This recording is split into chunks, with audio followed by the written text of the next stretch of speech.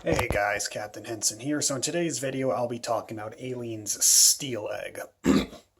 Released by Dark Horse Books in 2007, it serves as a first encounter between humans and the xenomorphs. Reason I say first is because, well, looking at the back here, the first battle begins. Before Ripley, there was a first encounter. Someone on Earth knew about the aliens. Someone battled them and survived. Aliens and humans have fought before. And then skipping the summary, best-selling writer John Shirley, who's written other Alien Predator books in the past. At least Predator. Don't know about any Alien, but anyways. Best-selling writer John Shirley transports you to the origin of the nightmare before humans knew what they were up against or how low the odds for survival are. Now, it's clear from that description that the intent here was to tell the first encounter. Certainly throwing shade at the two AVP films, at least the first one, given that this released the same year as Requiem, but I'm sure he was also referring to that one as well. The book does nothing to contradict both AVP films, so if I were to describe this book in a brief or a single sentence, it would be it has the setting and atmosphere of Alien, in that we're mostly restricted to a ship with a crew who are employed by the company. Weyland-Yutani itself isn't named per se, but we all know what the company stands for. Could be referring to one of the other major companies, but highly doubt it. With the ideas of aliens, in that we have multiple aliens, we have a queen, learning more about the aliens than we did in the first movie. Overall, I really like this book. Can't say it's my favorite Alien book or story. I thought the first half was really slow, but it certainly picked up later on. Things to note about this book is, given that it takes place in 2058, and that's little, about 60 or so years before the events of the first film, and then about, I want to say 20, maybe 30 years before the events of Prometheus. Though, of course, this being written and released years before Prometheus was.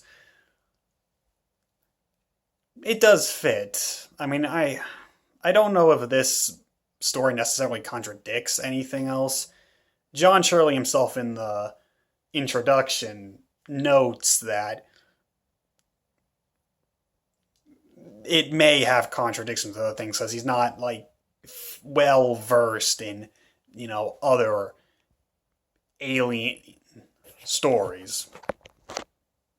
But given how more self-contained alien stories are, I don't think so, but who knows. So, things to note.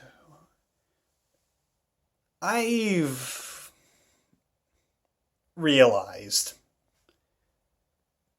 more so recently, that when it comes to major sci-fi franchises, most of them would be terrible to live in.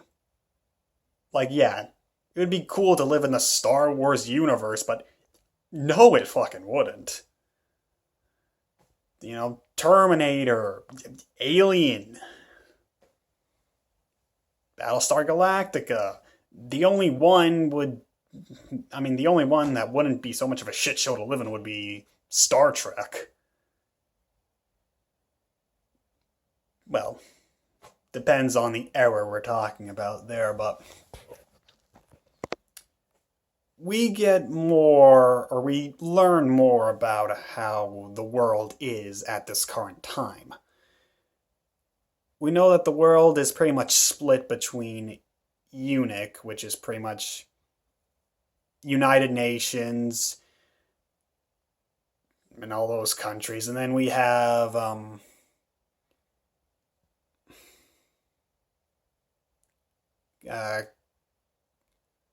spacing on what it meant, but CANC. Basically, it's all the Asian countries lumped up into one communist empire run by China. And the language itself has a mix. It's mostly Chinese, but it has a mix of, Korean, Vietnamese, mostly Mandarin, but it's also has a mix of Korean, Japanese, etc., etc. And we also learn that North Korea went to war with I shouldn't say that. North Korea, with the help of China, took over South Korea and set up camps all over the place. So South Korea was, or is, screwed in the Alien timeline. But of course, it's not all fun and games out in, well, the United Nations side of things. Yeah, sure. Sucks to live in communist territory. But, the alien future is one where corporations have taken a hold on everything. And we get that here. We're told that more and more UNIC is being corrupted. The company is gaining more and more influence. It's seen as more so its own entity. So all around, living in the Alien/Predator universe would suck. But that's the greater picture.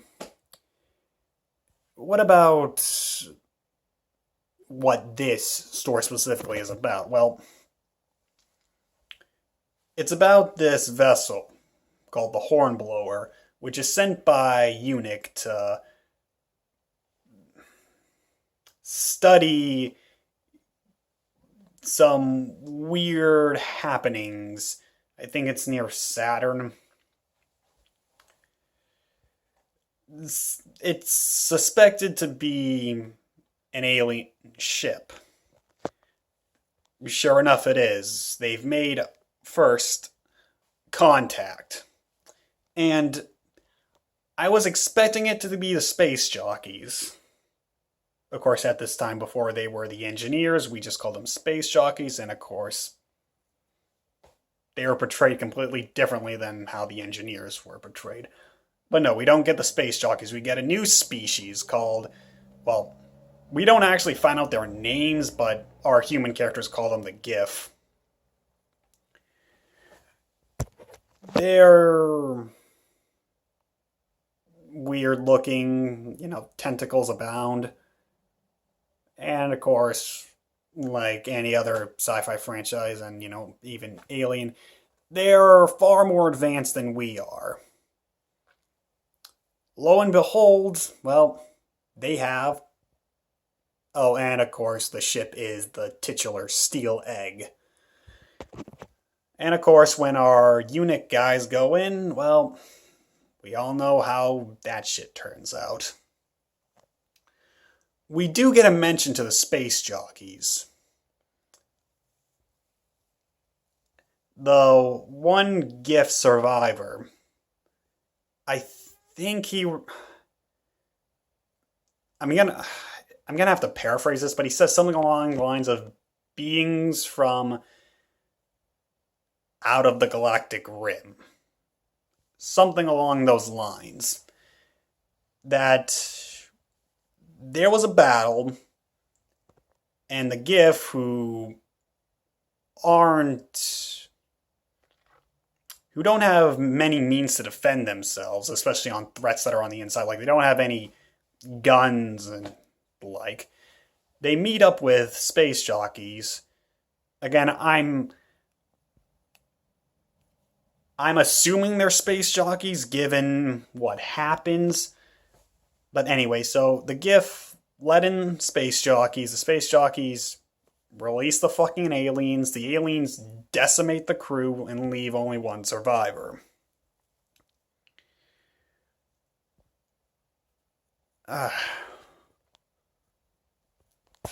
We don't get much origin stuff as I would have liked. And like I said, the first half of the book is slow in my opinion. I didn't really latch onto the characters until the second half, especially when we get down to a core group of people.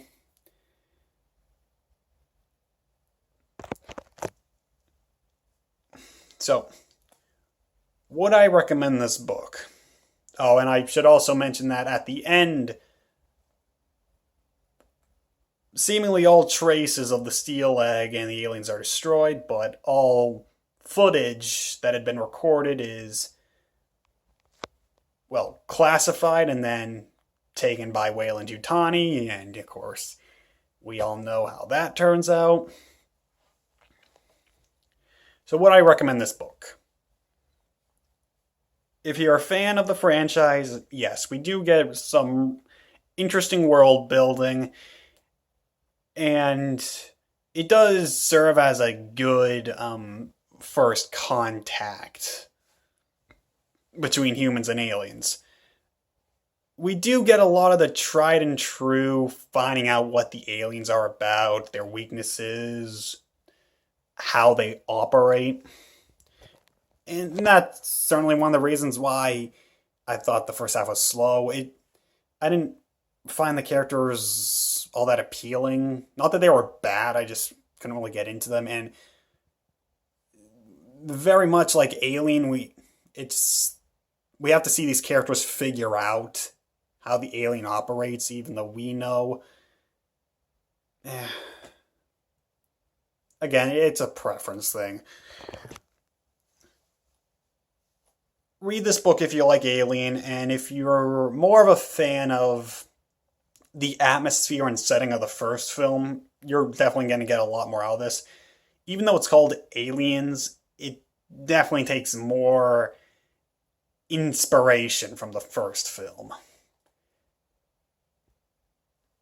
Definitely more atmospheric than Aliens. Definitely dealing with more survival horror rather than action, even though we do get plenty of action here. And yeah, I'm glad I was able to finally read this book. I've had this book for years, ever since I want to say late elementary, early middle school. No, definitely early middle school. But yeah, so what did you all think? Did you think this is a good first contact between humans and xenomorphs? Let me know in the comments section below. Until next time, this is Captain Henson signing off.